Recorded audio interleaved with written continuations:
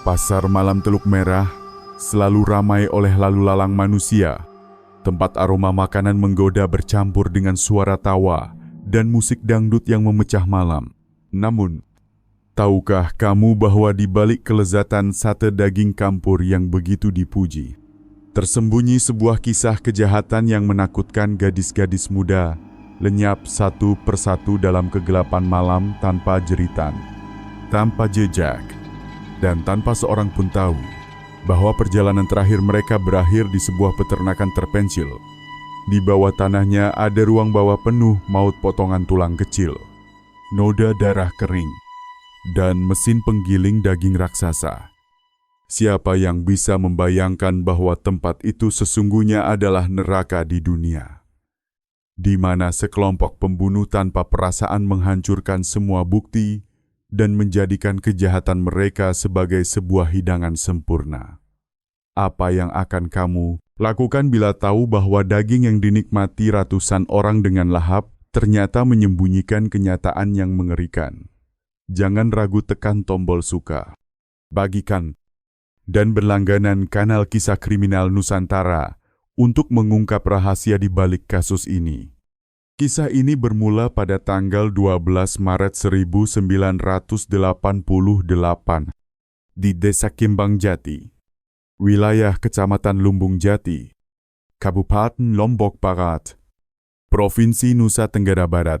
Polisi setempat menerima laporan tentang hilangnya seorang gadis bernama Siti Rahmawati, berusia 18 tahun, yang tiba-tiba menghilang setelah menyelesaikan shift malam di pabrik tenun rumahan.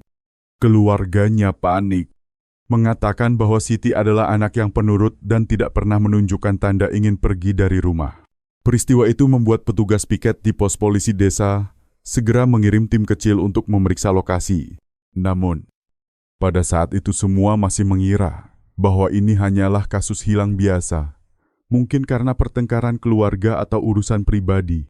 Ketika penyelidikan dimulai, polisi menemukan hal-hal yang sulit dijelaskan. 2 hari sebelum hilang, Siti pernah berkata kepada ibunya bahwa ada orang asing berdiri di gerbang pabrik, menatapnya tajam tanpa berkata apa-apa. Saat sang ibu menanyakan, Siti hanya menepis dan mengatakan mungkin itu sekadar orang yang lewat. Karena tak ada petunjuk tambahan, penyelidikan terhenti di situ. Tidak ada saksi yang melihat Siti diseret atau diancam. Warga sekitar terbiasa tidur lebih awal, sehingga setelah pukul 8 malam jalanan sudah sepi. Satu-satunya benda yang hilang bersama Siti adalah tas kecil berwarna biru dengan bordir bunga di sudutnya. Pada tanggal 15 Maret 1988, tim penyidik menemukan sepotong kain dengan noda gelap di lereng dekat pabrik. Hasil pemeriksaan awal menunjukkan bahwa noda itu mungkin darah yang sudah kering, namun karena keterbatasan peralatan, mereka belum dapat memastikan apakah itu darah manusia atau hewan. Sampel pun disegel dan dikirim ke laboratorium kabupaten untuk analisis. Keluarga Siti terus mendesak agar polisi segera menemukan putri mereka. Namun waktu berjalan tanpa kabar dan tanpa saksi. Kasus ini mulai membeku hingga akhir Mei tahun itu. Ketika semua orang mulai beranggapan bahwa Siti mungkin kabur bersama teman atau terlibat masalah utang, tiba-tiba seorang gadis lain seusianya juga menghilang dengan cara yang sama. Namanya Dewi Anggreni, bekerja paruh waktu di warung makan dekat gerbang pasar malam Teluk Merah. Menurut pemilik warung, malam itu Dewi pulang sekitar pukul 9 lewat sedikit dan sempat mampir ke pasar untuk membeli beberapa barang. Esok paginya, keluarganya menunggu dengan cemas. Namun Dewi tak pernah kembali.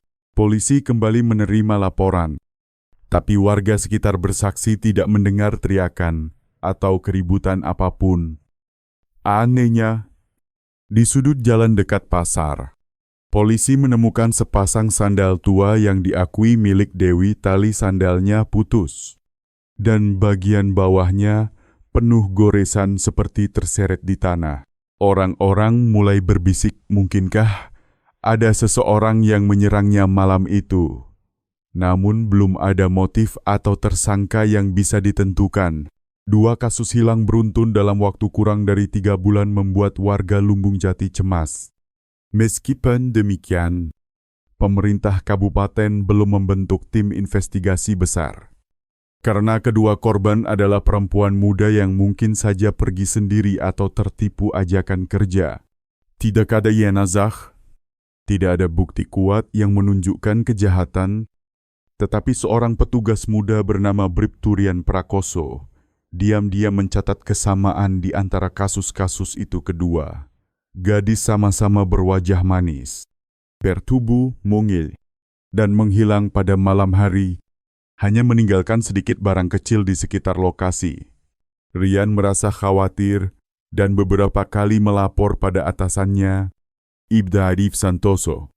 Meski tanpa cukup bukti untuk meyakinkan semua pihak, titik balik datang di penghujung tahun 1988. Ketika 3 gadis lagi dilaporkan hilang, Rina Kusuma, 19 tahun, tak kembali setelah berdagang pakaian di pasar malam Teluk Merah. Maya Fitriani, juga 19 tahun, lenyap di jalan menuju terminal untuk menjenguk kerabat. Dan Nadia Putri, 23 tahun, penjahit rumahan, menghilang tanpa jejak. 5 gadis muda hilang dalam waktu singkat membuat seluruh kawasan diliputi ketakutan. Ada yang berspekulasi tentang jaringan perdagangan manusia, ada yang menuduh perampok jalanan. Bahkan muncul gosip tentang pembunuh berantai. Namun bukti nyata masih nihil. Awal Januari 1989, pemerintah kabupaten akhirnya membentuk tim investigasi khusus di bawah komando Ibda Arif Santoso, perwira berpengalaman yang pernah memimpin kasus penculikan tahun 1985. Bersama bawahannya, Bribturian. Ia menelaah semua berkas hilang sebelumnya, menandai waktu, lokasi terakhir, dan profil korban. Mereka menyadari sebagian besar korban pernah muncul di sekitar pasar malam Teluk Merah atau bekerja di sekitarnya. Arif memutuskan untuk meninjau langsung area pasar malam yang ramai setiap akhir pekan. Pada malam 10 Januari, Arif dan Rian datang ke pasar. Mereka berbincang dengan para pedagang, sebagian mengingat samar bahwa ada gadis muda sering terlihat sendirian malam-malam. Sebagian lagi mengaku tidak tahu apa-apa. Beberapa pemilik warung lesehan mengatakan, memang kadang ada pelayan muda yang pulang larut. Tapi tak tahu kemana mereka pergi setelahnya. Arif, dengan naluri tajamnya, mencatat satu hal mencurigakan. Di pasar itu banyak warung yang menjual sate daging campur dan daging giling panggang dengan jumlah besar setiap malam.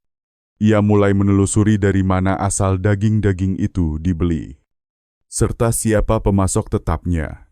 Pada 15 Januari, polisi menerima laporan mengejutkan. Sebuah keluarga di gang sebelah pasar menemukan potongan lengan baju putri mereka, penuh tanah dan noda gelap. Gadis itu baru saja pulang kampung seminggu sebelumnya, dan kini tak kembali. Suasana di Lumbung Jati menjadi tegang. Arif memerintahkan penyelidikan lebih luas.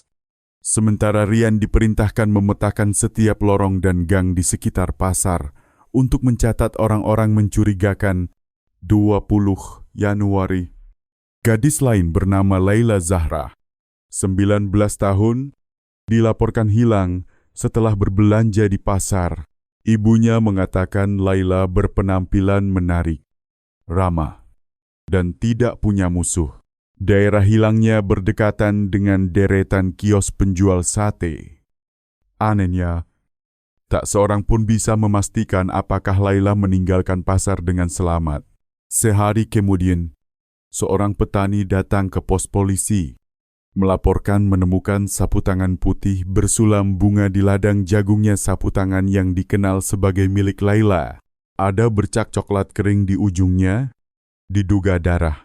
Bukti itu memperkuat keyakinan Arif bahwa seluruh kasus saling berkaitan, sebab setiap korban meninggalkan barang bernoda darah di lokasi berbeda. Rian juga mulai yakin pola kejahatan ini sangat terencana. Pelakunya berhati-hati, nyaris tak meninggalkan saksi, Tanggal 25 Januari, kantor polisi kabupaten resmi membentuk Satuan Tugas Kasus Hilang Teluk Merah di bawah pimpinan Ibda Arif Santoso.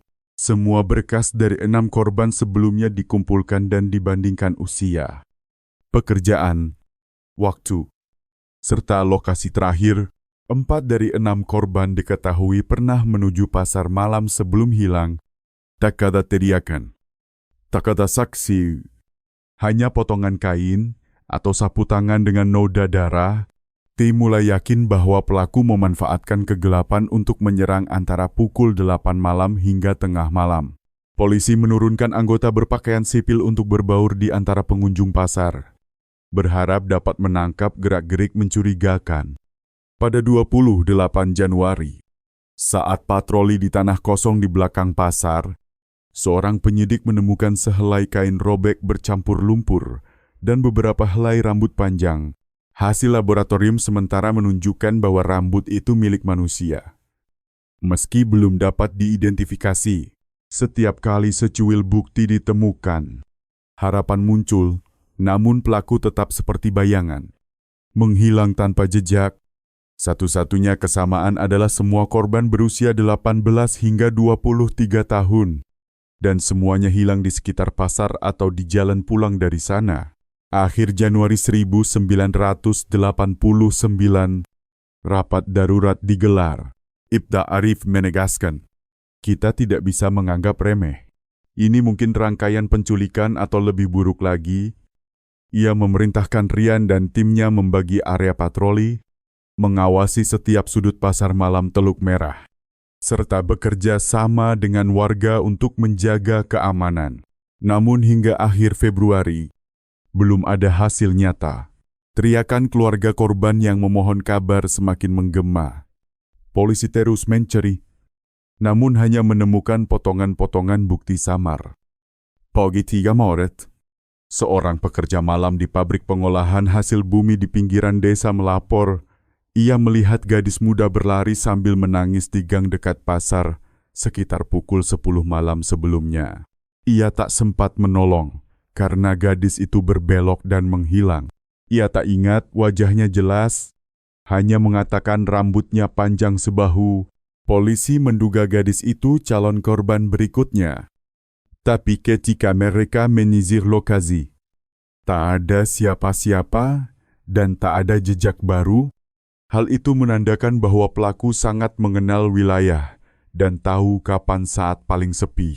Awal April 1989, daftar korban tetap di angka 6 tanpa jenazah. Tanpa petunjuk, pasti tekanan besar menimpa tim investigasi. Ibda Arif berkata, kita harus menemukan titik penghubung.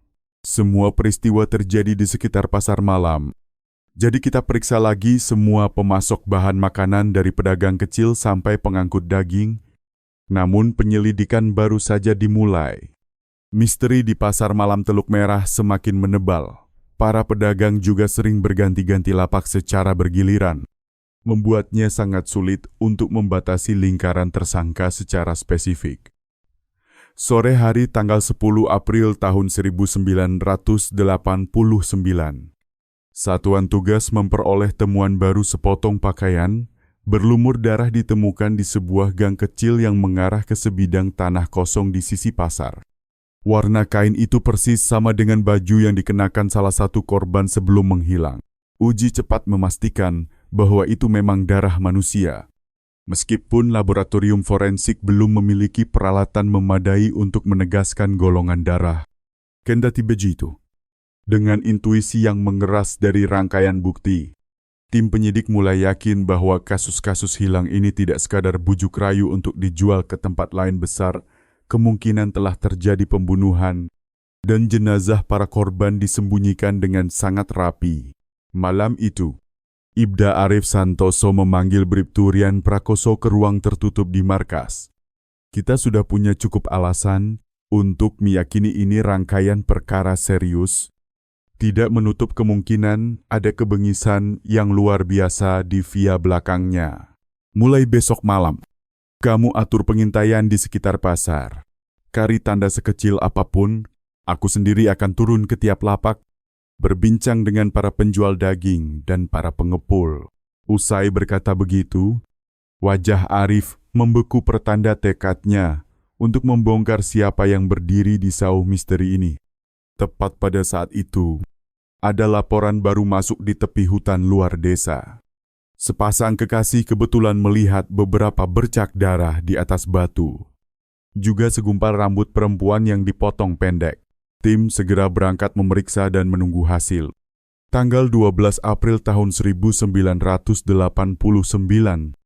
pencarian di tepian hutan pinggiran desa Kembang Jati menunjukkan jejak kaki yang semraut tercetak di tanah lembab.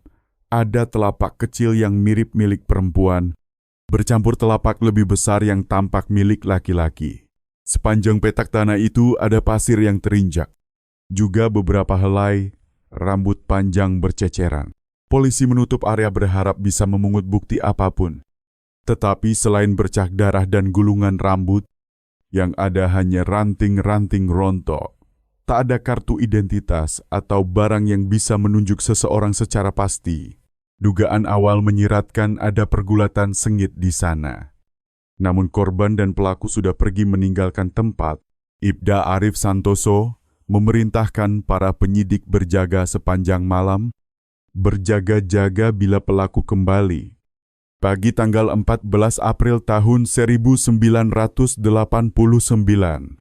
hasil analisis awal dari laboratorium kabupaten menegaskan bercak darah di tepi hutan mengindikasikan golongan AB. Selaras dengan catatan golongan darah Rina Kusuma, salah satu korban yang hilang pada akhir tahun sebelumnya.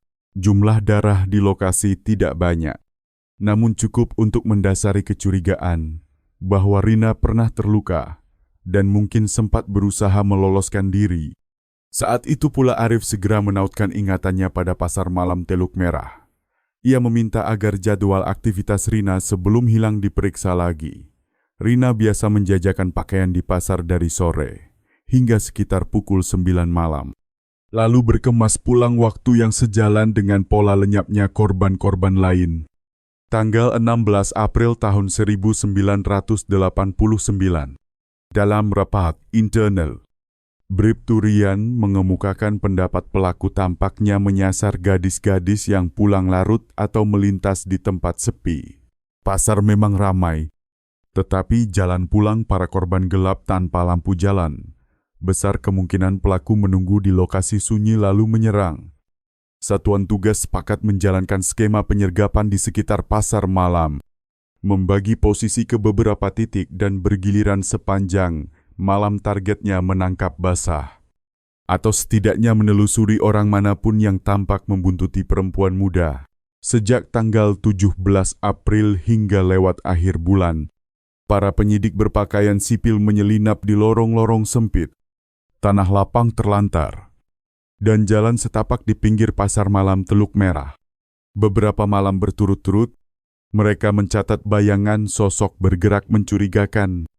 Tetapi setiap didekati, sosok-sosok itu lenyap.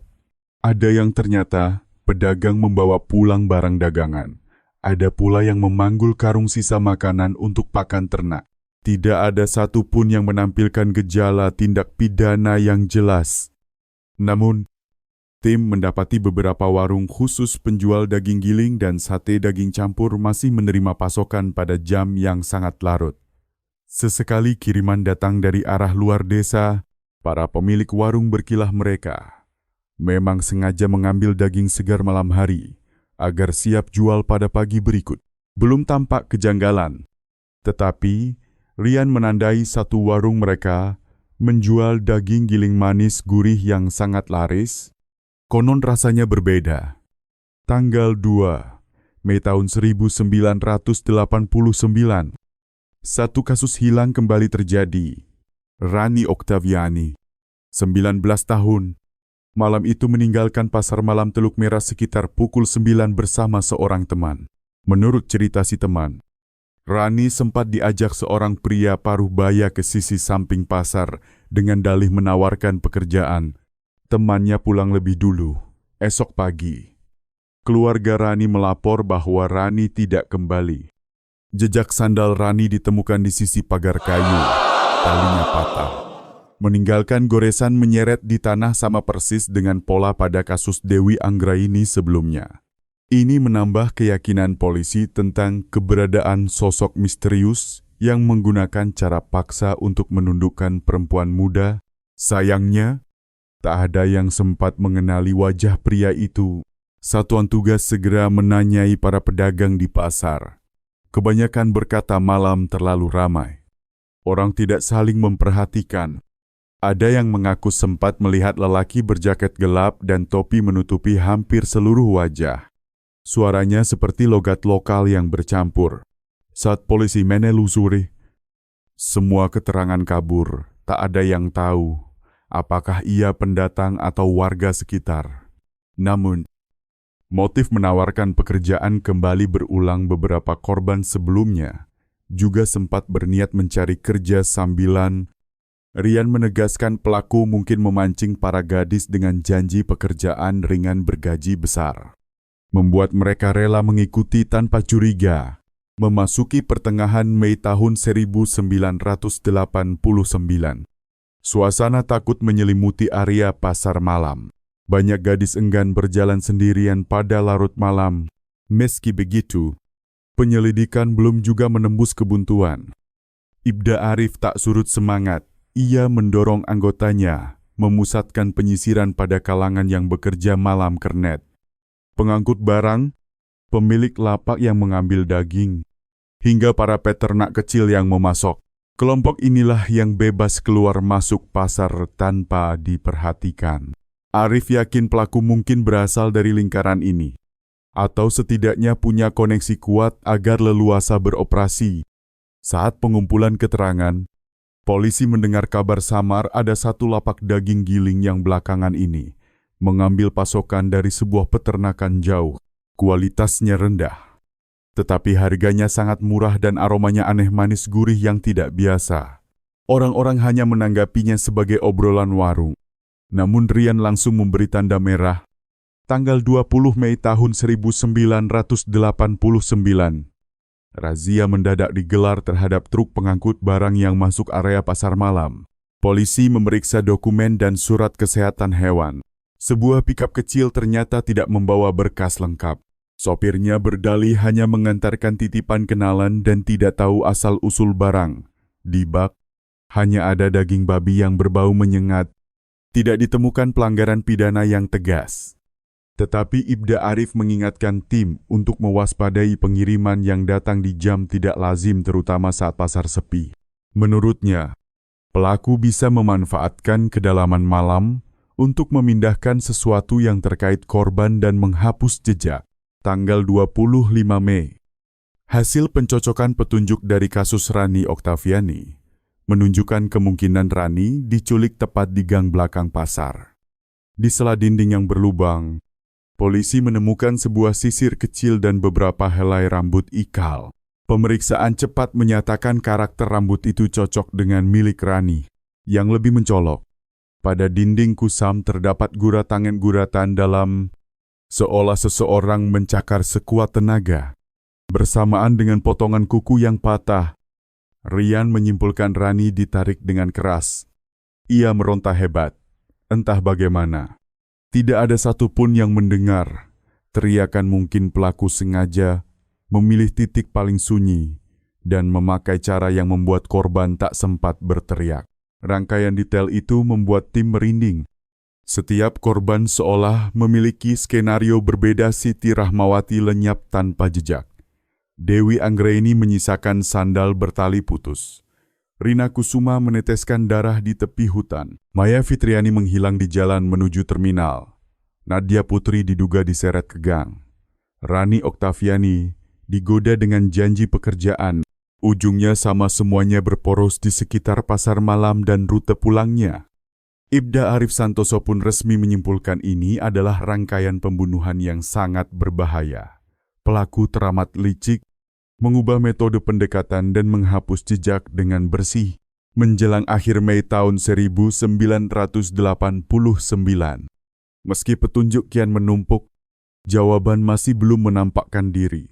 Satuan tugas memutuskan memperluas wilayah pencarian hingga kampung-kampung berjarak sekitar 3 km dari desa Kembangjati.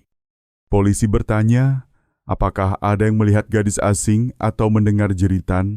Sebagian warga mengatakan, malam-malam mereka menutup pintu lebih awal, jarang keluar, dan tidak memperhatikan suara di luar. Beberapa petani mengaku pernah mendengar suara aneh di kebun larut malam, tetapi menyangka itu hanya anjing menggonggong atau babi menguak. Mereka enggan ikut campur. Sikap abai itu tanpa sadar memberi ruang bagi kejahatan untuk terus berlangsung. Tanggal 1 Juni tahun 1989, Rian melapor bahwa ia menemukan satu warung daging giling cukup besar di pasar malam. Pemiliknya mengaku mengambil daging dari berbagai sumber yang tidak tetap. Pelang tokonya tua, tetapi lapaknya selalu ramai. Dari obrolan para pedagang, warung ini sudah bertahun-tahun berjualan, dan belakangan mendadak terkenal karena rasa daging giling yang sangat manis gurih dengan harga terjangkau. Beberapa pesaing mengeluh tidak paham bagaimana daging mereka bisa tetap segar lebih lama dari biasanya. Walau belum ada dasar untuk menuduh, Ibda Arif memasukkan warung tersebut ke daftar pantauan. Belum ada bukti warung itu terkait hilangnya para gadis. Tetapi semua jalur wajib diperiksa tanggal 5 Juni.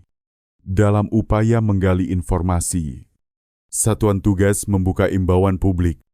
Banyak orang takut, namun sebagian mendatangi pos polisi dan mengaku pernah melihat sosok-sosok asing bergerak menuju kawasan peternakan jauh di arah barat laut desa, meski tidak tahu alamat persis. Ada yang mengatakan mencium bau busuk tidak biasa di sudut jalan dekat pasar. Dikira tumpukan sampah saja. Semuanya masih samar. Belum cukup untuk merangkai gambaran utuh. Tanggal 10 Juni tahun 1989. Setelah penapisan keterangan, Ibda Arif memusatkan perhatian pada jalur pasokan daging malam hari. Ia teringat catatan lama kendaraan pengangkut daging cenderung melaju pada jam-jam larut untuk menghindari pemeriksaan, meski belum menangkap pelanggaran yang jelas. Arif merasa ada rahasia bersembunyi di arus daging itu. Pada saat yang sama, Rian terus keluar masuk pasar malam, menggamati kios daging, dan menanyai warga tentang gejala aneh. Pagi tanggal 15 Juni, kecurigaan makin menyala. Polisi tak sengaja memergoki seorang pria mengemudikan kendaraan roda 3 membawa peti kayu tertutup rapat menuju luar desa. Orang itu mengaku disewa untuk mengangkut pakan ternak, tetapi dokumennya tidak lengkap. Di dalam peti ada semacam campuran dedak anehnya. Terdapat gumpalan kecil berwarna merah tua. Ketika diremas, merembes keran. Belum cukup dasar untuk menyita. Polisi hanya memberi peringatan dan mencatat identitasnya. Tindakan itu memang belum mengaitkan langsung dengan kasus-kasus hilang.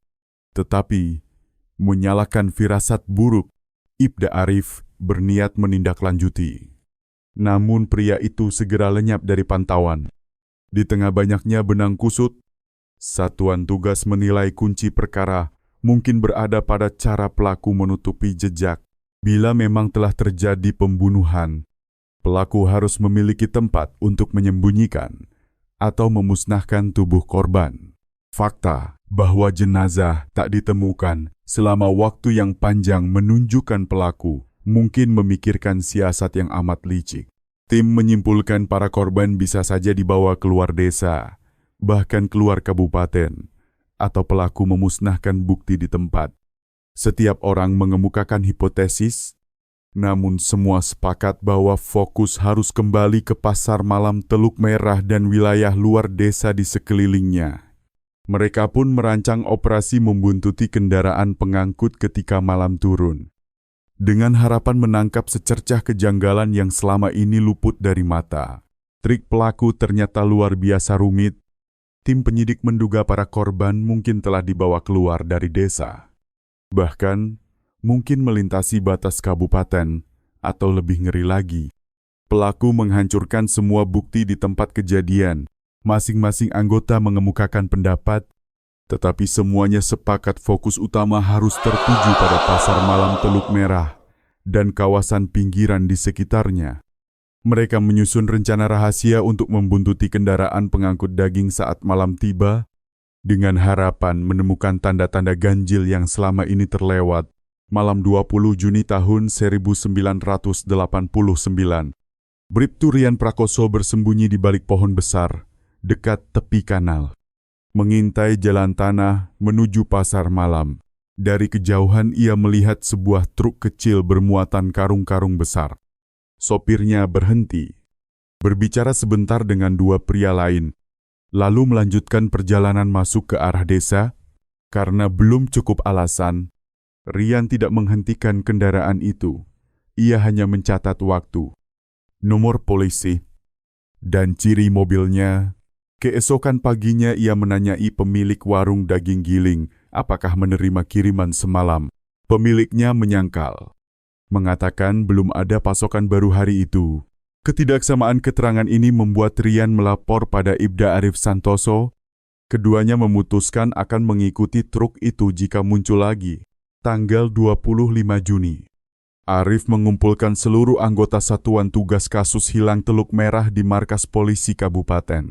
Ia meminta laporan rinci tentang semua informasi yang terkumpul jalur pengiriman daging, masuk, dan aktivitas pasar malam. Rian memaparkan daftar warung mencurigakan, terutama lapak daging murah dengan aroma manis gurih yang tidak biasa. Anggota lain menyampaikan hasil pemeriksaan terhadap truk-truk malam, semua dokumen tampak sah. Muatannya hanya babi atau unggas, tidak ada bukti terkait korban. Arif mengetuk-ngetuk meja sambil berpikir lalu berkata, "Kita perlu menengok kembali para korban. Mungkin ada kesamaan yang belum kita sadari." Pagi 27 Juni, berkas lama diperiksa ulang 5 kasus dari tahun sebelumnya dan 2 dari awal tahun ini. Petugas analisis menemukan setidaknya 4 korban memiliki kebiasaan yang sama, selalu membeli makanan larut malam setelah kerja. Usai menutup lapak, mereka suka mampir ke area kuliner yang masih buka, terutama warung daging giling panggang. Arif menandai jam dan lokasi. Yakin pelaku memanfaatkan momen saat para korban lengah sehabis makan atau tengah membeli tambahan barang. Tanggal 30 Juni, Rian menanyai saksi di sekitar pinggiran pasar. Seorang perempuan parubaya penjual roti mengaku pernah melihat gadis muda, kemungkinan Dewi Anggraini, beradu mulut dengan pria tinggi kurus. Mereka segera pergi dan tak terdengar jeritan apapun. Rian menebak korban mungkin dibungkam lewat ancaman atau kekerasan cepat. Ia memeriksa gang di belakang kios roti, menemukan dinding rusak penuh bekas lumpur kering. Meski petunjuk lama, ia tetap memotretnya untuk arsip. Awal Juli 1989, tekanan makin berat. Keluarga korban terus datang menanyakan hasil. Walau belum ada bukti pasti, hampir semua mulai percaya ada seorang pembunuh dingin yang menargetkan gadis-gadis muda. Sebagian semula menduga jaringan perdagangan manusia, tetapi kenyataan bahwa belum pernah ditemukan satu jenazah pun membuat mereka ngeri. Dalam rapat, Ibda Arif Santoso menegaskan, jika ini rangkaian pembunuhan, pelaku pasti punya cara menyingkirkan bukti dengan sangat licik. Perhatikan tempat-tempat yang bisa menghancurkan jejak tempat pemotongan, peternakan, atau bengkel pengolahan di sekitar pasar. Tanggal 10 Juli, polisi menelusuri tempat pemotongan resmi di radius 10 km. Tak ditemukan penyimpangan, semua berizin dan terdokumentasi. Tetapi ketika menanyakan pemotongan liar, warga mengatakan banyak keluarga di pedesaan menyembelih sendiri babi atau itik untuk dijual tanpa izin. Bahkan ada yang menyelundupkan daging ke pasar malam untuk menghindari pajak. Pola ini umum, memunculkan daftar panjang lokasi terpencar membutuhkan waktu berhari-hari untuk meneliti satu persatu. Tanggal 15 Juli, tragedi kembali Nisa Amalia, 20 tahun, menghilang. Ia turun di terminal kecil menjelang senja. Berencana makan di pasar malam Teluk Merah sebelum pulang, sekitar pukul 7.30 malam. Seseorang melihatnya masih duduk di warung kecil. Pukul 8. Ia meninggalkan tempat itu dengan santai. Esok paginya, keluarganya panik mencari. Tak seorang pun tahu kemana ia pergi. Seorang pemuda bersaksi mendengar suara pertengkaran, lalu rintihan lemah sekitar pukul 8:30. Saat ia menoleh, hanya tampak becak barang melaju kencang, tidak tahu apakah terkait. Rian segera memeriksa lokasi. Di tanah kosong dekat warung, senter tangannya menangkap sebuah sepatu perempuan berlumur lumpur dan bercak darah kering. Pengenalan keluarga memastikan itu milik Nisa. Sekali lagi pola sama terulang, gadis muda hilang. Tak ada mayat, hanya jejak samar tertinggal di tanah. Ibda Arif mendengarkan laporan Rian, mengangguk perlahan. Pelaku masih beraksi. Metodenya berbeda-beda, tapi ujungnya sama, korban lenyap. Kita harus menemukan sambungannya. Tanggal 20 Juli. Tim mendiskusikan kemungkinan pelaku sengaja mengganti modus tiap kali agar membingungkan polisi. Ada korban yang dijebak dengan tawaran kerja. Ada yang meninggalkan sandal atau pakaian robek. Kesamaan tak satu pun kembali. Dalam rapat, seseorang berasumsi mungkin para korban dijual keluar daerah. Arif menggeleng, kalau perdagangan manusia, seharusnya tak ada darah di lokasi. Tapi kita menemukan bercak di mana-mana, terutama milik Rina Kusuma di tepi hutan itu, pasti kekerasan. Perlahan, hipotesis pembunuhan brutal menjadi fokus utama. Pagi 25 Juli, laporan forensik datang, sampel darah dari sekitar pasar, semuanya darah manusia. Berasal dari beberapa golongan berbeda. Fakta ini memperkuat dugaan bahwa bercak-bercak acak itu mungkin milik banyak korban. Meski belum bisa identifikasi karena teknologi DNA di Indonesia kala itu masih terbatas. Tim menyimpulkan rangkaian ini bukan kebetulan. Pertanyaan besar muncul. Jika semua gadis itu berdarah di sini, di mana tubuh mereka? Malam 30 Juli tahun 1989, Rian Prakoso menyamar sebagai pedagang keliling, berkeliling pasar hingga hampir tengah malam. Ia mencium aroma bumbu tumisan dari warung daging giling yang tetap buka. Seorang pria berotot membawa peti daging ke dalam lalu cepat pergi. Pemilik warung menjelaskan pada pelanggan bahwa itu daging segar khusus yang membuat olahan mereka selalu lezat. Tak seorang pun curiga, lapak itu memang selalu ramai.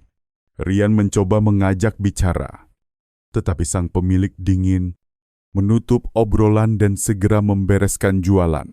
Tak ada pelanggaran, tetapi firasatnya buruk. Awal Agustus 1989, rasa takut menyelimuti warga meski pemerintah berusaha membatasi kabar. Ibda Arif Santoso memerintahkan patroli diperpanjang hingga pukul 2 atau 3 dini hari, terutama di area penjualan daging. Namun hasil nihil, kasus lama belum terpecahkan. Kasus baru muncul lagi. Tanggal 10 Agustus, kabar buruk mengguncang. Korban ke-8 Ayu Lestari, 18 tahun, ditarik ke kegelapan.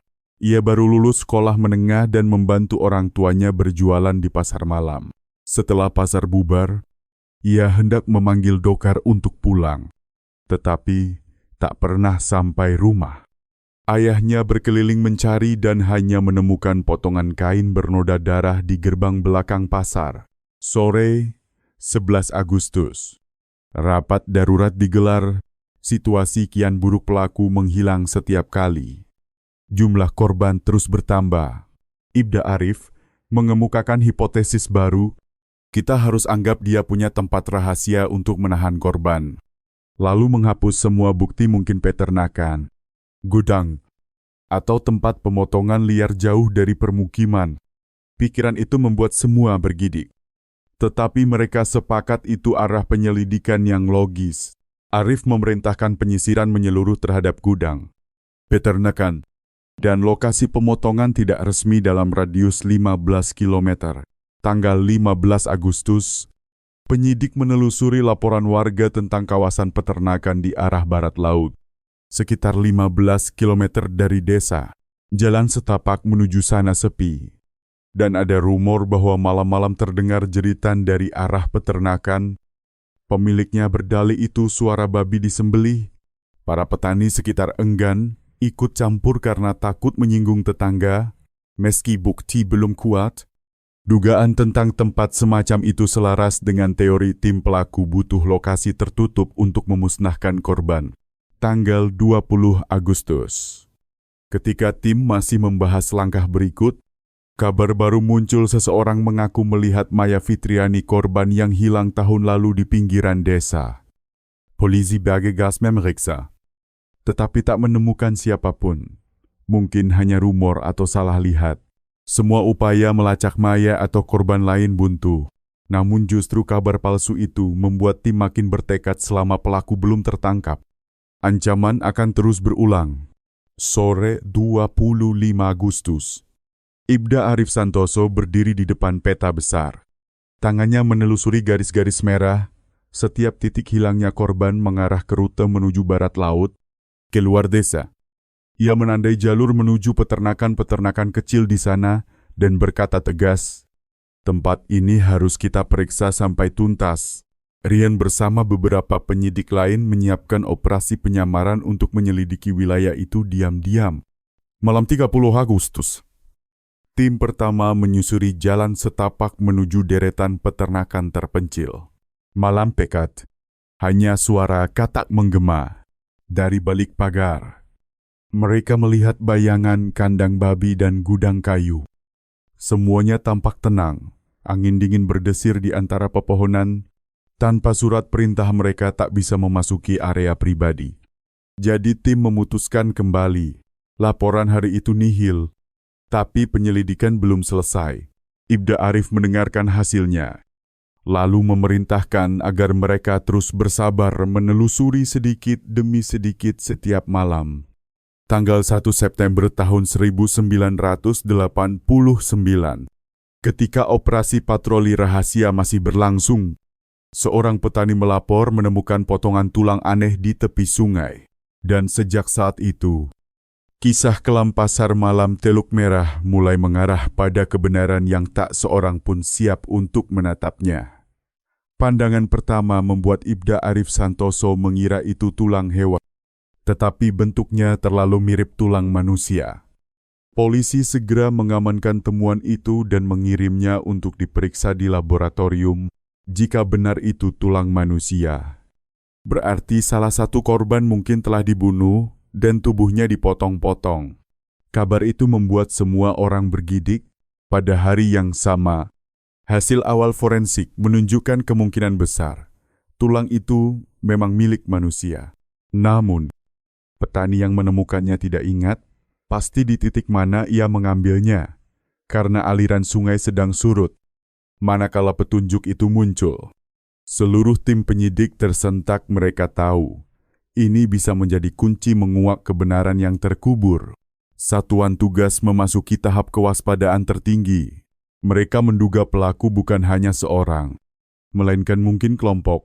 Semua informasi tentang warung daging giling beraroma manis, truk pengangkut malam hari, dan peternakan-peternakan terpensil kini menumpuk di atas meja. Tetapi belum ada bukti yang cukup kuat untuk menuduh siapapun. Tanggal 10 September tahun 1989, Ibda Arif Santoso menyatakan tegas, "Kita harus memperluas penyelidikan, jangan lewatkan satupun titik mencurigakan, terutama aktivitas pemotongan hewan di sekitar wilayah ini.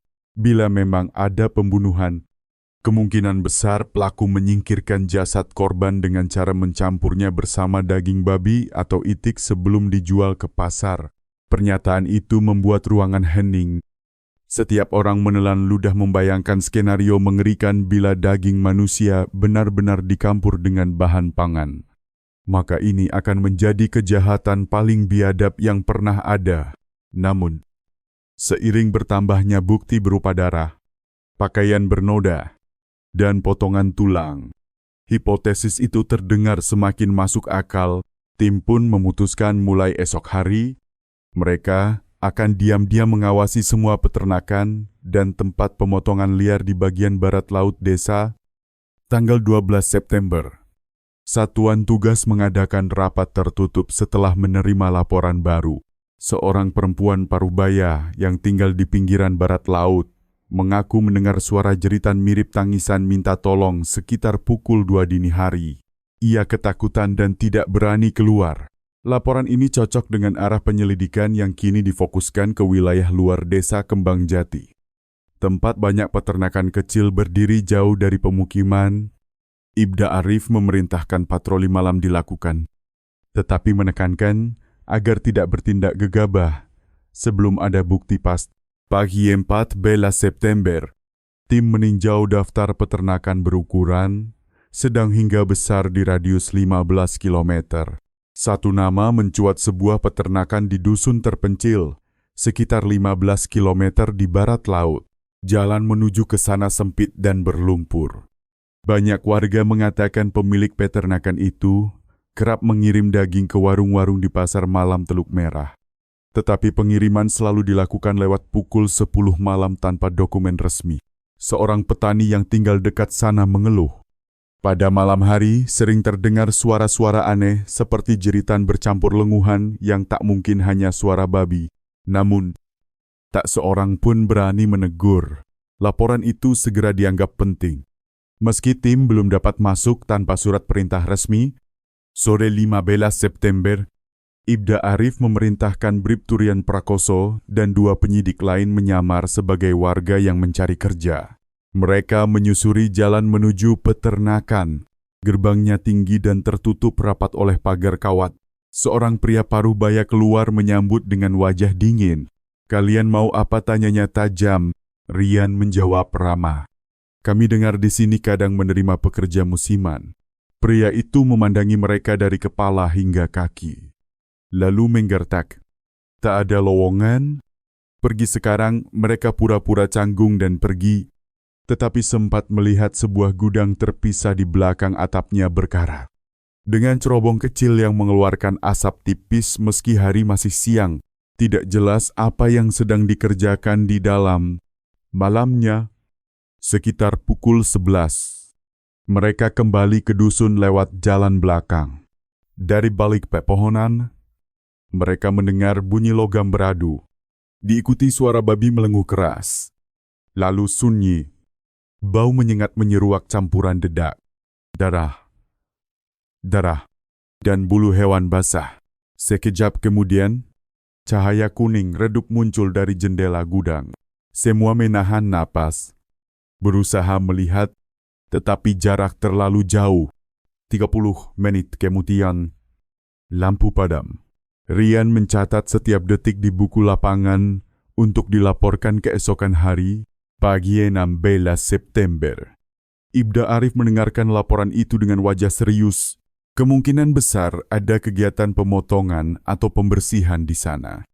Jika berkaitan dengan kasus, kita butuh bukti nyata. Tapi tempat itu dijaga ketat. Jangan gegabah. Ia menugaskan tim bersembunyi di titik berbeda, sambil memeriksa dokumen izin usaha melalui pemerintah setempat. Hasil pemeriksaan memperlihatkan data yang ganjil. Pemilik peternakan terdaftar sebagai peternak babi dan itik dengan skala sedang. Tapi catatan penjualan dan laporan pajaknya tidak jelas. Tidak ada yang tahu kemana daging mereka dikirim. Sebagian warga menyebut ke pasar malam, sebagian ke kota lain. Malam 18 September. Tim mengikuti sebuah truk kecil meninggalkan peternakan pukul 10 malam. Kendaraan itu berputar-putar lewat jalan setapak, membawa peti kayu tertutup rapat. Sopirnya mengenakan masker dan tak bicara pada siapapun. Ketika mendekati pasar, ia berhenti di titik gelap, menurunkan beberapa karung, lalu pergi. Polisi mencoba menghentikan dan memeriksa suratnya. Hanya ada dokumen pengangkutan pakan ternak, tak ada tanda pelanggaran, dan barang-barang sudah keburu berpindah ke kendaraan lain. Petunjuk kembali kabur, tanggal 20 September. Kasus lain mengguncang seorang warga menemukan di tepi sungai, sekitar 2 kilometer dari peternakan. Beberapa helai rambut panjang dan satu gigi manusia retak dengan sisa darah kering. Pemeriksaan cepat memastikan itu milik seorang perempuan muda. Kemungkinan besar akibat benturan keras. Semua petunjuk kini mengarah pada satu tempat peternakan barat laut itu. Siang 22 September, Ibda Arif memohon izin kepada pimpinan kabupaten untuk mengeluarkan surat pemeriksaan darurat. Dengan alasan kecurigaan terhadap penyembelihan ilegal, perintah turun keesokan harinya. Sekitar pukul 2 siang, tim gabungan polisi dan petugas kesehatan hewan menuju lokasi. Namun, pengawas peternakan menahan mereka di depan gerbang, berkata pemilik sedang tidak ada, dan pemeriksaan harus menunggu perwakilan hukum. Setelah negosiasi panjang, mereka terpaksa mundur untuk melengkapi prosedur tambahan. Sikap menunda itu justru memperkuat kecurigaan bahwa di dalam tersimpan rahasia kelam. Malam 24 September, Rian mencoba mendekati dari sisi bukit untuk memotret area menggunakan teropong. Baru beberapa langkah, ia mendengar suara langkah di belakang. Seorang pria membawa tongkat menegur keras. "Ngapain di sini?" Rian berpura-pura tersesat mencari jalan pulang, lalu mundur perlahan. Dari jarak itu, ia sempat melihat penjaga-penjaga berpatroli di sekitar pagar jelas. Tempat itu dijaga ketat. Ia melapor singkat, "Tanpa izin resmi, mereka takkan biarkan kita masuk." Tanggal 26 September, rapat darurat digelar. Seorang perwira berkata, "Kita selalu dihentikan di gerbang. Kalau hanya peternakan biasa, mengapa mereka begitu takut diperiksa? Dugaan muncul mungkin pelaku bersembunyi di sana. Atau peternakan ini sekadar kedok bagi kejahatan lain." Namun tetap saja, bukti belum cukup.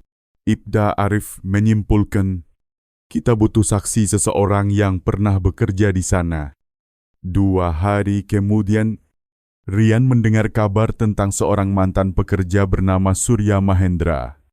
Pernah bekerja di peternakan sekitar 15 km dari desa.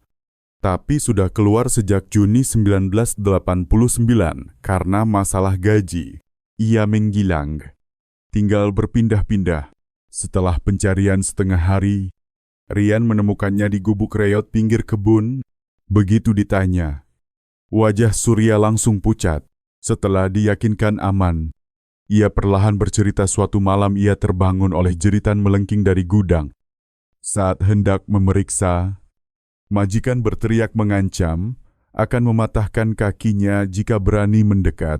Sehak itu, Surya ketakutan dan kabur. Ia menegaskan, "Itu bukan suara babi, itu suara piring puang." Minta tolong lalu diam.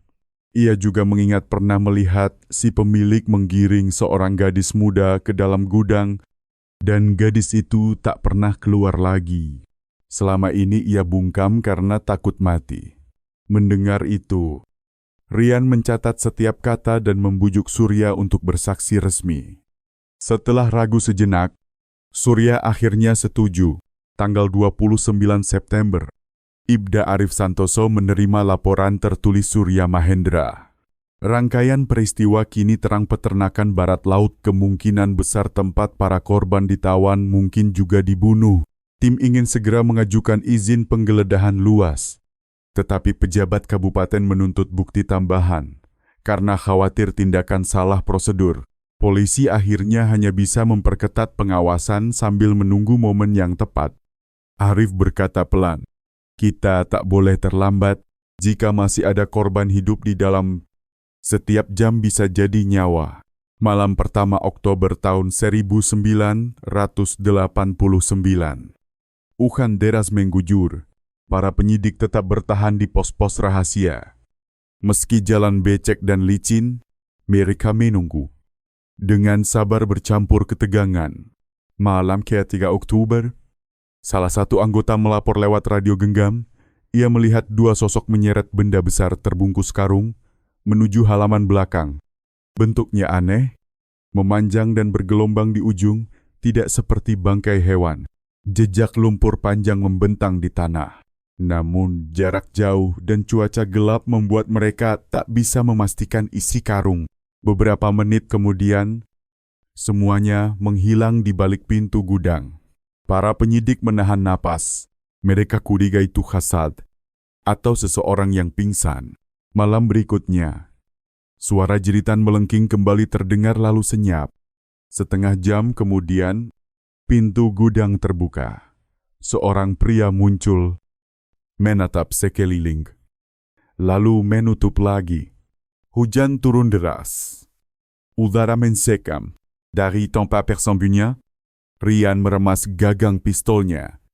Dada terasa terbakar. Ia tahu, hanya satu langkah salah bisa menggagalkan seluruh misi. Dan di balik dinding berkarat itu, bisa jadi masih ada seseorang yang berjuang untuk hidup. Dengan wewenang yang terbatas, Ibda Arif Santoso tahu bila mereka bertindak tanpa dasar hukum, seluruh penyelidikan bisa runtuh dan pelaku di peternakan itu akan sempat menghapus semua jejak. Pagi 5 Oktober tahun 1989, Arif memimpin rapat darurat, mendesak pimpinan kabupaten untuk segera menyetujui surat penggeledahan kedua. Ia menuliskan ulang seluruh kesaksian Surya Mahendra, mencantumkan hasil temuan rambut, gigi, serta semua kejadian aneh di malam hari sekitar lokasi. Kali ini, pimpinan mulai menyadari keseriusan kasus itu dan memerintahkan bagian hukum menyiapkan berkas dengan penuh kehati-hatian. Namun, proses itu tak bisa selesai dalam semalam. Tim penyidik bagaikan duduk di atas bara, khawatir korban baru akan muncul sebelum izin turun. Malam 7 Oktober, hujan besar mengguyur, membanjiri jalan tanah menuju peternakan. Para penyidik beristirahat di tenda darurat di atas bukit kecil. Hampir tengah malam, mereka mendengar deru mesin truk. Dalam cahaya senter, tampak sebuah kendaraan kecil keluar dari area peternakan. Rodanya berputar berat di lumpur. Di atas bak, samar terlihat beberapa peti kayu tertutup rapat. Para penyidik sempat menimbang untuk menghadang, tetapi urung karena takut membocorkan posisi pengintaian. Mereka hanya sempat mencatat waktu dan arah kendaraan. Keyakinan kuat muncul bahwa truk itu membawa sesuatu yang sangat penting. Pagi 8 Oktober, berita baru mengguncang 3 gadis berusia 19 hingga 20 tahun dilaporkan hilang dalam seminggu terakhir. Dan semuanya terakhir terlihat di pasar malam Teluk Merah. Rasa panik menyelimuti markas. Tim menduga peternakan itu kini menjadi lubang hitam menelan para korban. Sambil menunggu surat izin, mereka terus mencari mantan pekerja atau sopir pengangkut yang mau bicara. Satu-satunya cara menghentikan rantai kejahatan ini. Tanggal 10 Oktober, Ibda Arif menerima telepon dari seorang pria tak dikenal yang mengaku bersedia memberikan informasi tentang cara pemilik peternakan menyelundupkan barang keluar. Pertemuan dijadwalkan di warung sepi di pinggiran desa pada malam itu. Bribtu Hyang Prakoso Jikiring menemui. Namun, hingga 2 jam berlalu, orang itu tak muncul. Entah berubah pikiran atau disingkirkan. Tidak seorang pun tahu. Rian pulang dengan dada sesak. Satu kesempatan emas menguap begitu saja.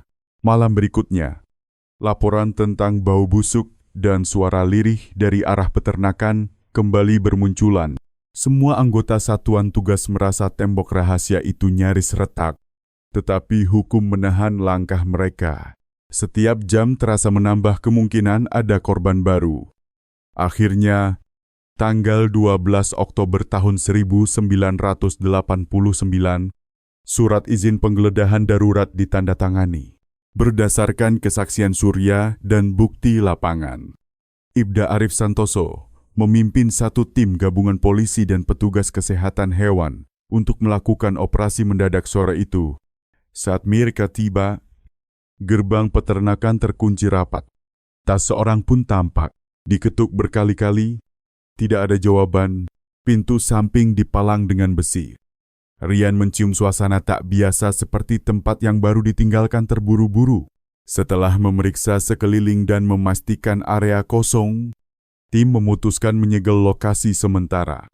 Menunggu kehadiran pemilik untuk pemeriksaan resmi, pagi 13 Oktober, Arif memerintahkan 2 pos penjagaan di setiap akses keluar agar tak ada yang mengangkut barang.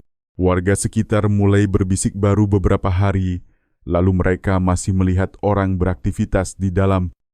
Kini tiba-tiba sunyi total. Kecurigaan semakin kuat bahwa pelaku telah kabur, membawa rahasia keji bersamanya. Meski begitu, tim berharap masih ada bukti atau bahkan korban yang tertinggal. Dalam penyisiran sekitar, seorang warga mengaku melihat truk bermuatan karung berat meninggalkan peternakan 3 malam sebelumnya dan tak pernah kembali. Tanggal 14 Oktober, pengawas peternakan mendadak muncul, mengatakan pemilik sedang bepergian beberapa hari. Polisi langsung menunjukkan surat izin dan memerintahkan membuka gerbang. Pria itu gugup mencari-cari alasan menunda. Tapi gagal, tim akhirnya mendobrak gudang utama.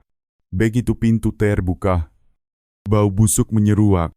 Di dalam bertumpuk karung, dedak, kandang bebek, dan sebuah area pemotongan darurat lengkap dengan talang pembuangan dan mesin penggiling daging besar. Lantai basah, penuh noda gelap mengering. Di bawah meja ditemukan bercak koklat tua. Petugas laboratorium mengambil sampel, sementara Rian memeriksa ruangan tambahan. Di salah satu sudut ia melihat gumpalan serat gelap bercampur lumpur mirip kain pakaian. Ia memungutnya, dan di dinding terdekat tampak lapisan merah kering menyerupai darah. Hawa dingin menjalari punggungnya. Di balik celah dinding, tim menemukan potongan tulang kecil, menyerupai ruas jari manusia. Semua bukti segera disegel. Ketika bergerak ke halaman belakang, mereka menemukan pintu besi datar menutup sebuah ruang bawah tanah. Pengawas tergagap mengatakan itu hanya gudang alat, tapi tak bisa menunjukkan kunci. Arif memerintahkan membongkar dengan linggis. Begitu terbuka, hembusan udara busuk dan lembab meluap dari bawah. Tangga menurun licin oleh air rembesan. Seorang penyidik menyalakan senter dan turun perlahan. Pemandangan di bawah membuat semua membeku. Ruangan sempit berdinding kusam. Di sudut berserakan alat logam berkarat pisau, gergaji, tali penggikat. Di tengah, menancap sebuah batang besi tebal seperti tiang penahan. Dinding kiri bercak merah tua. Dinding kanan penuh goresan kuku dan serpihan kayu. Aroma kematian menyelimuti udara. Belum ada jasad terlihat. Namun semua tahu di sini pernah terjadi pembantaian. Tiba-tiba, seorang polisi berseru di celah tembok tersembunyi. Ia menemukan kantong plastik besar. Di dalamnya terdapat pakaian wanita rok, sapu tangan merah muda. Sepatu bertali putus semuanya berlumur noda keras yang sudah mengering. Pengawas bergetar hebat ketika ditanyai. Hanya bisa berucap terbata. Saya tidak tahu apa-apa. Saya baru bekerja. Tak ada yang percaya. Namun interogasi ditunda hingga bukti diamankan. Menjelang sore, tim memeriksa area kandang babi. Di sana, di antara campuran dedak dan kotoran, mereka menemukan tong besar tertutup rapat. Saat dibuka, isinya cairan pakan kental bercampur potongan tulang kecil. Seorang petugas berbisik kaget. Ini bukan tulang babi. Ruangan mendadak sunyi. Semua sadar mereka baru saja menyentuh inti kengerian. Tanggal 15 Oktober, hasil pemeriksaan cepat keluar bercak darah. Di gudang cocok dengan golongan O dan B2 korban yang dilaporkan hilang sebelumnya. Potongan tulang di dinding terbukti tulang jari manusia yang terpotong dengan gergaji. Sementara sampel dari tong pakan menunjukkan protein manusia bercampur tulang hewan. Seluruh ruangan berguncang dalam keheningan. Kini, kepingan teka-teki itu menyatu, semua gadis hilang telah dibunuh di sini. Tubuh mereka digiling dan dicampur dengan makanan ternak. Sebelum babi-babi itu dijual ke pasar, daging yang pernah dipuji manis, gurih kemungkinan berasal dari kengerian ini. Polisi segera menelusuri daftar warung daging yang membeli pasokan dari peternakan tersebut. Pengawas, yang kini jadi tersangka, menyebut samar 2-3 nama, tapi enggan menjelaskan lebih lanjut. Dalam interogasi lanjutan, ia mengaku pemilik peternakan tidak bekerja sendiri, ada beberapa rekan bisnis, namun ia tidak tahu identitas mereka dengan jelas. Tanggal 17 Oktober, tim melakukan penyisiran penuh di seluruh kompleks. Di balik tumpukan karung dedak lapuk, ditemukan buku catatan tebal berisi tanggal, angka, dan tulisan singkat seperti ambil 15 kilo, ambil 10 kilo, disertai tanda aneh di kolom barang khusus. Maknanya belum pasti, tetapi menunjukkan adanya transaksi rahasia yang telah berlangsung berbulan-bulan. Pemilik peternakan tetap lenyap tanpa jejak. Ia berhasil melarikan diri tepat sebelum operasi. Semua orang di ruang rapat hanya bisa menatap satu sama lain dengan wajah pucat. Pertanyaan membakar di kepala mereka. Apakah masih ada korban hidup yang terperangkap di suatu tempat lain? Tanggal 18 Oktober. Tim forensik menganalisis lebih lanjut potongan tulang yang tercampur dalam pakan. Hasilnya ada 2 individu berbeda. Keduanya perempuan, satu berusia sekitar 18 hingga 20 tahun. Satu lainnya lebih tua. Jumlah korban jelas lebih dari yang dikira. Ibda Arif Santoso memerintahkan membuat daftar seluruh perempuan hilang dalam 2 tahun terakhir. Menyesuaikan data tinggi, usia, dan golongan darah. Hasil awal mencengangkan 11 kasus sesuai dengan temuan forensik. Malam 20 Oktober. Rapat darurat digelar. Semua petugas tertegun menghadapi kenyataan setiap korban kemungkinan dibawa ke peternakan, dibunuh, dan sebagian tubuhnya dihancurkan di mesin penggiling daging besar itu. Sisa campuran dijadikan pakan ternak, lalu hasilnya dijual ke pasar. Fakta yang begitu mengerikan membuat mereka sepakat menutup rapat kasus ini sementara, agar pelaku yang masih bebas tidak bersembunyi lebih dalam. Beberapa jam kemudian, tanggal 21 Oktober, saat tim meneliti ulang ruang bawah tanah, salah satu penyidik menendang lantai dan mendengar bunyi rongga kosong. Mereka menggali dan menemukan lubang semen dangkal berisi kantong kain busuk. Di dalamnya, tumpukan tulang hancur, rambut, dan gelang patah dengan huruf inisial TL nyaris terhapus. Darah kering masih melekat di logamnya. Tim forensik berkesimpulan gelang itu milik salah satu korban. Dan di ruangan inilah para gadis terakhir kali bernafas. Tang-tang bukti yang berhasil dikumpulkan segera dibawa kembali untuk diperiksa dan dicocokkan dengan keluarga para gadis yang hilang. Bila ada yang mengenali barang-barang itu, identitas korban dapat dipastikan. Tanggal 23 Oktober tahun 1989, seorang pemilik warung di pasar malam Teluk Merah memberi kesaksian mengejutkan. Beberapa bulan lalu, seorang pria datang menawari kerja sama membeli daging babi istimewa. Katanya, daging itu berasal dari hewan yang diberi pakan buatan sendiri. Rasanya lebih manis dan lembut. Pemilik warung sempat mencicipi, merasakan keunikan, dan karena pelanggan menyukainya, ia pun memesan beberapa kali lagi. Ketika Bribturian Prakoso memeriksa catatan waktu pengiriman, semuanya tepat bertepatan dengan masa peternakan barat laut itu sedang aktif memasok daging. Kesimpulan mengerikan pun muncul mungkin tanpa sadar. Banyak orang telah memakan hasil dari kejahatan paling biadab. Para penyidik menggigil mendengar cerita pelanggan yang memuji rasa daging manis gurih itu. Mengingat kembali potongan tulang manusia yang ditemukan bercampur dedak. Tenggorokan setiap orang serasa tercekik. Tanggal 25 Oktober, penggeledahan kedua dilakukan di peternakan untuk mencari catatan, surat, atau bukti baru. Pengawas yang ditahan masih bersikeras ia hanya pekerja, tak tahu menahu tentang pembunuhan. Ia menyebut pemilik bermarga Dong, Zering Bepergian, dan tak pernah menjelaskan kegiatan di gudang. Ketika ditekan soal rumor daging campuran manusia, dia menunduk dan diam. Sikap itu justru menegaskan dugaan polisi pelaku tidak bekerja sendirian. Mungkin ada lebih dari satu orang. Ibda Arif Santoso segera meminta dukungan dari kepolisian provinsi agar mempercepat penyelidikan. Sementara itu, kabar tentang peternakan pemakan manusia mulai beredar liar di masyarakat. Meski polisi berusaha merahasiakan agar tidak menimbulkan kepanikan.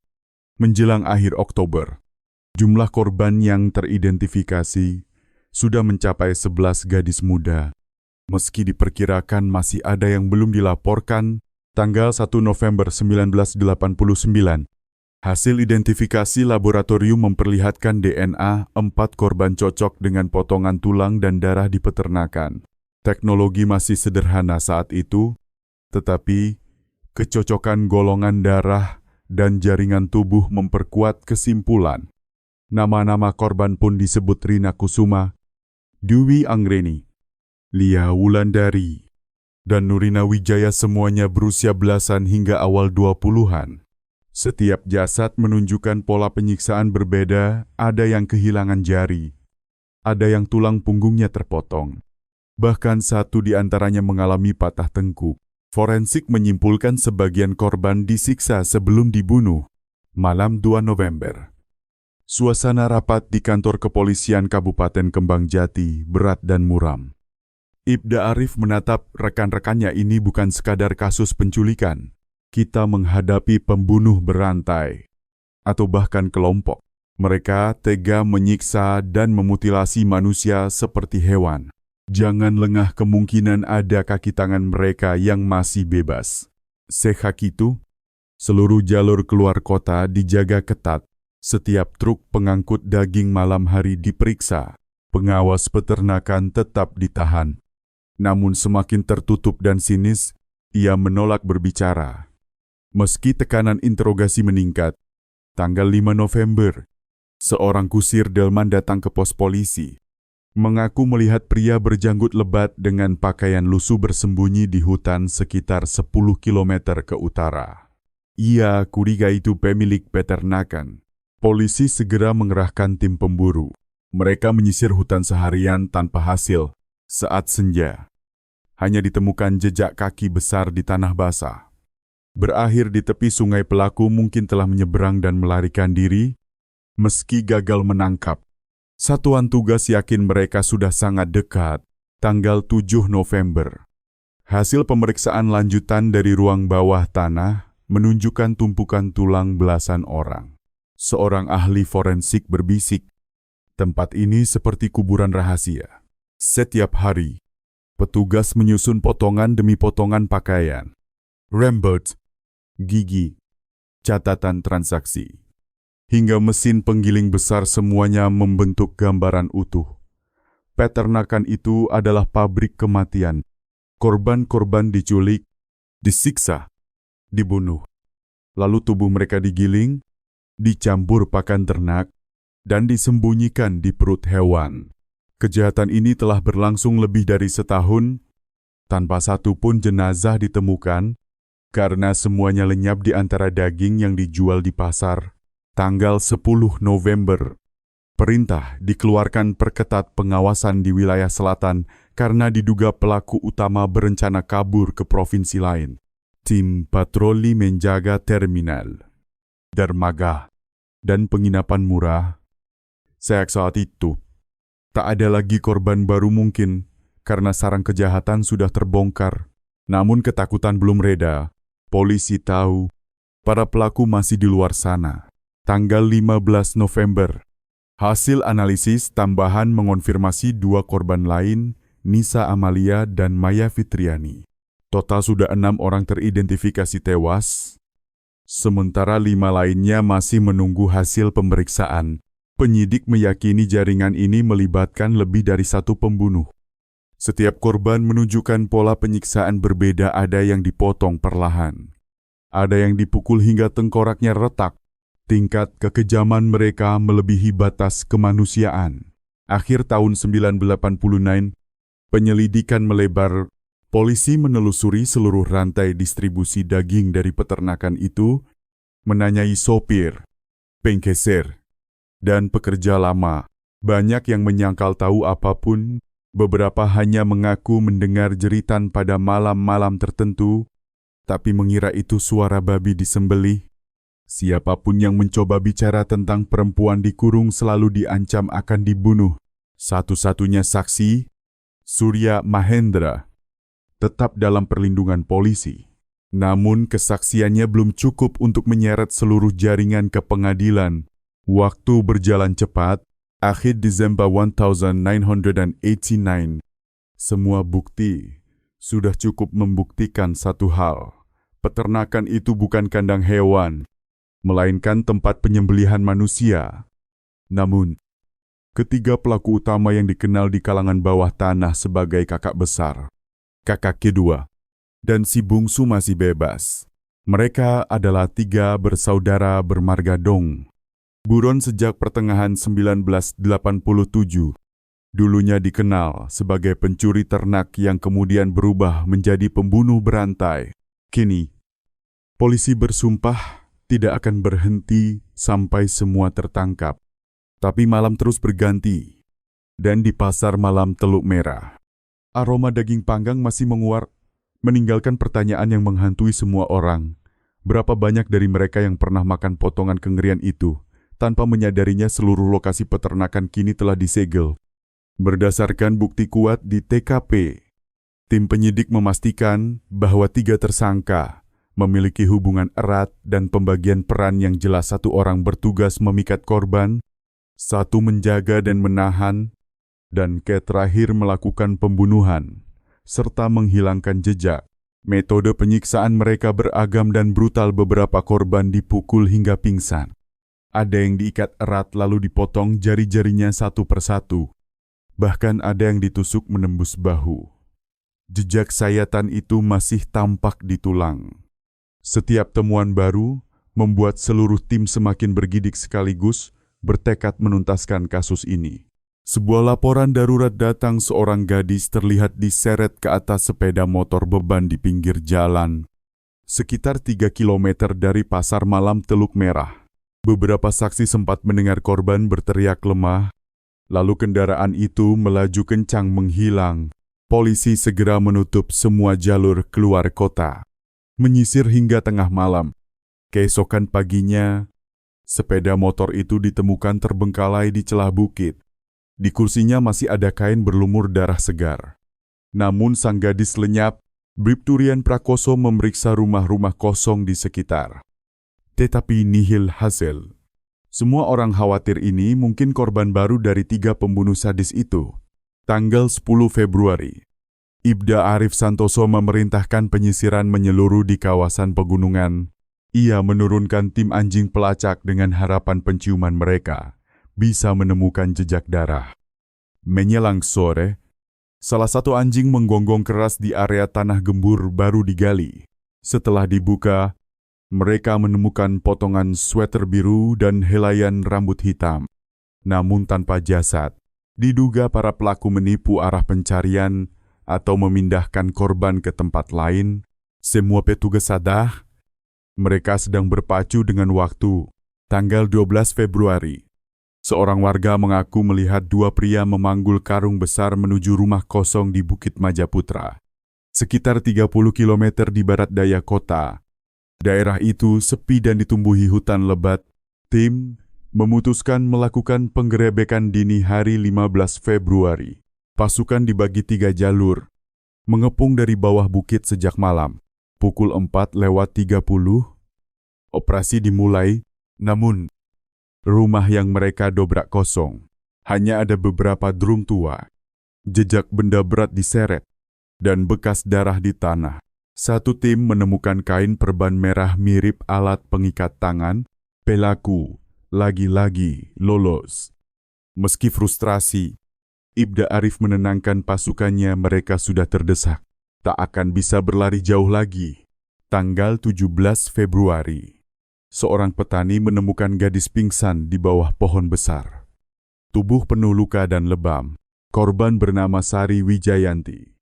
18 tahun. Dilaporkan hilang 2 hari sebelumnya. Ia bercerita bahwa 2 pria memaksanya naik kendaraan, membawanya ke rumah kayu di bukit, mengikat dan membekapnya. Sari mendengar mereka berkata akan menunggu kakak besar datang sebelum mengurusnya. Saat tengah malam, keduanya lengah, dan ia nekat melepaskan tali lalu melompat keluar jendela. Ia sempat mendengar mereka memanggil satu sama lain kakak kedua dan kakak bungsu. Deskripsinya jelas, kakak kedua bertubuh pendek kekar. Lengan kiri ada tato samar. Kakak bungsu tinggi kurus, berjanggut tebal dan bersuara kasar. Mereka menyebut kakak besar sebagai orang yang akan memutuskan nasib korban. Semuanya cocok dengan 3 bersaudara bermarga Dong yang sedang diburu.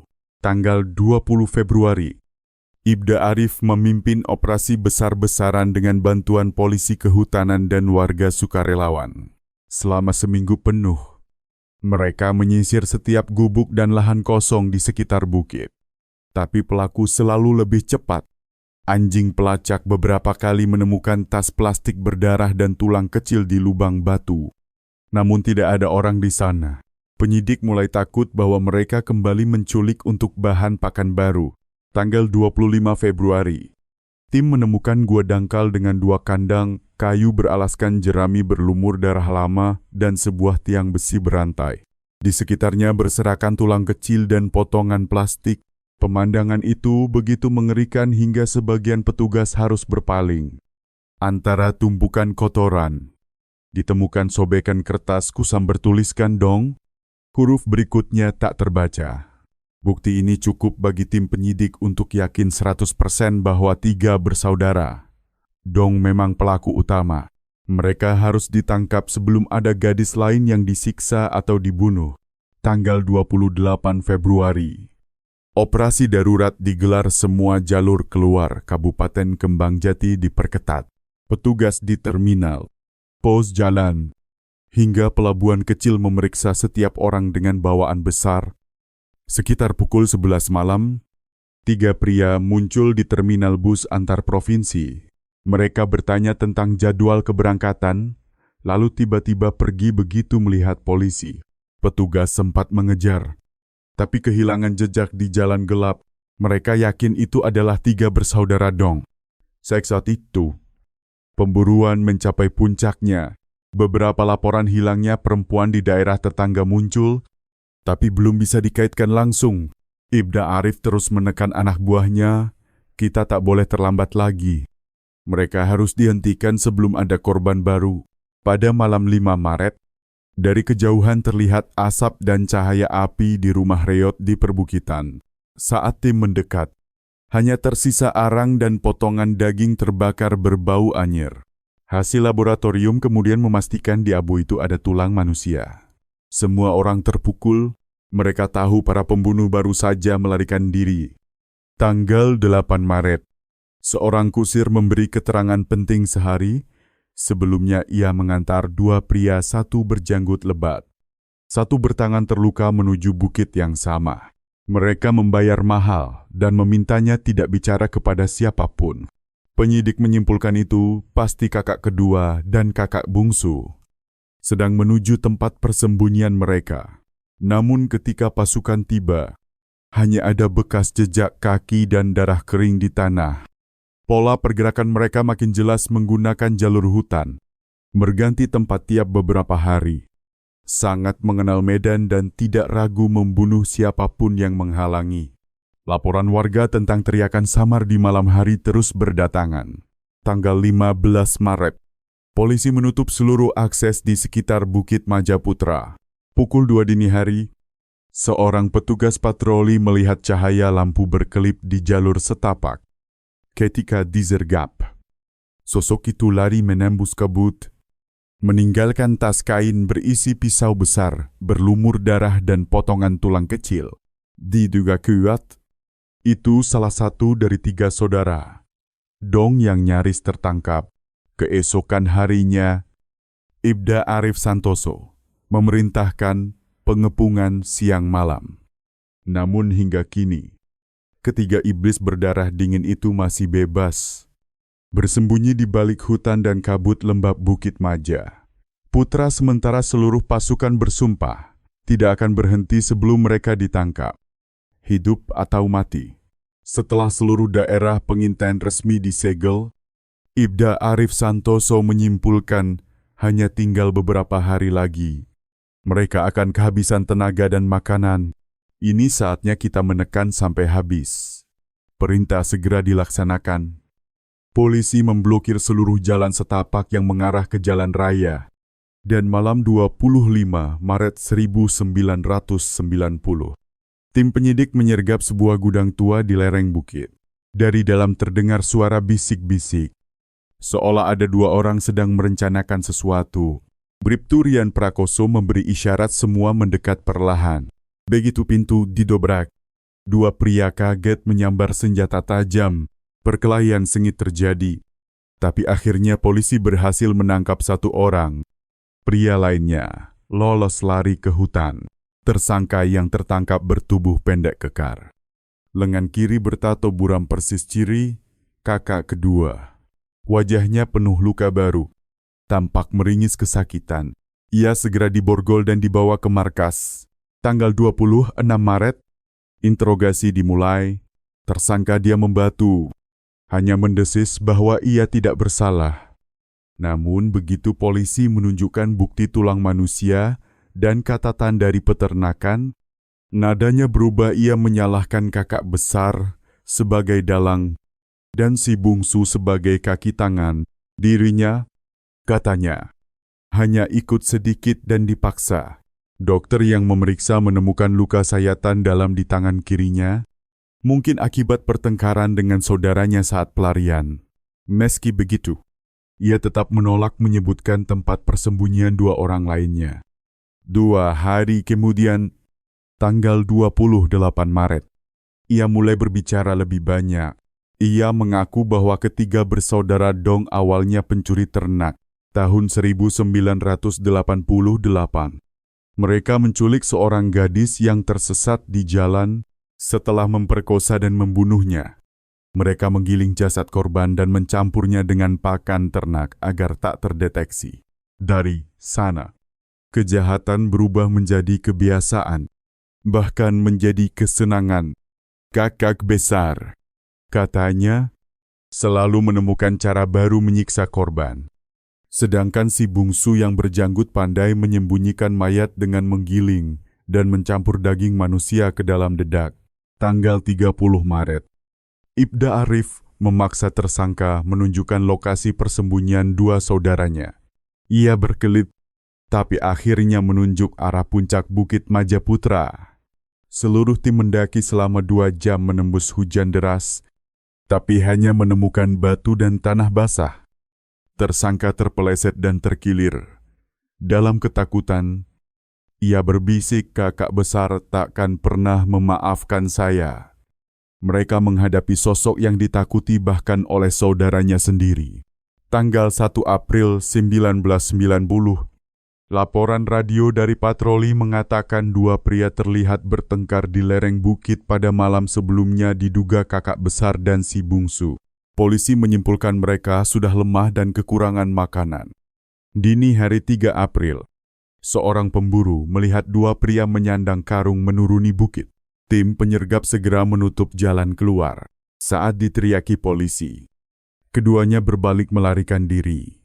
Namun telah terkepung dari dua sisi. Si bungsu yang berjanggut menusuk seorang petugas dengan pisau, tapi segera dilumpuhkan. Kakak besar memegang pistol rakitan, sempat menodong, namun akhirnya menyerah dengan tangan gemetar. Mereka diborgol, dibawa turun bukit. Tangis dan lega menyelimuti seluruh pasukan. Dua iblis terakhir telah tertangkap.